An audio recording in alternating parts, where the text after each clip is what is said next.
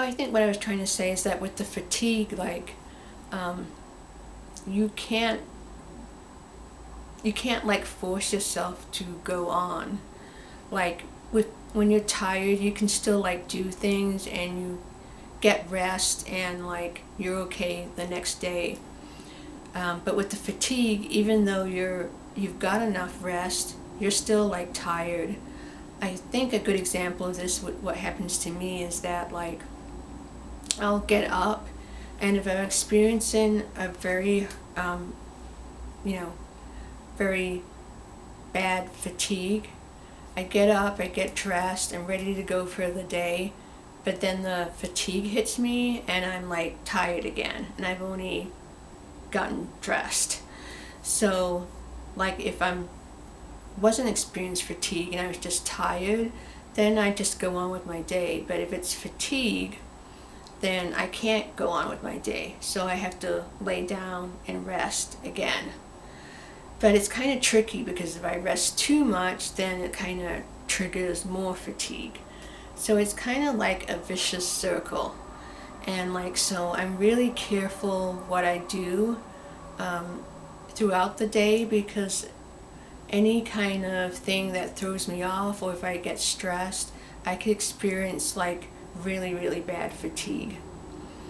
And that's not something that I want to experience, because the really bad fatigue, it might be like a whole 2 weeks to a month before I kind of go back to my normal fatigue level.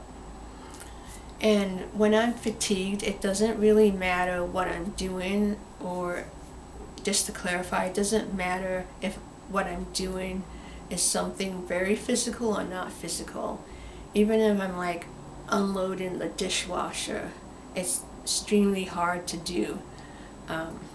And when I'm also fatigued, because I can't do my regular activity, it kind of snowballs. So like, I'm fatigued, I can't do my exercise. If I can't do my exercise, I can't go dancing.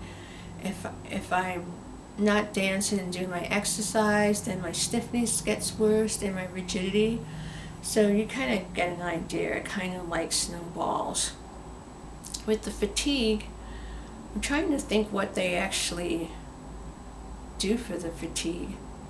I think when I did raise it as an issue, that they did recommend like that I visit an occupational therapist, and the occupational therapist kind of went through the idea for me that you only have a certain amount of energy that you can spend each day, and my energy is limited.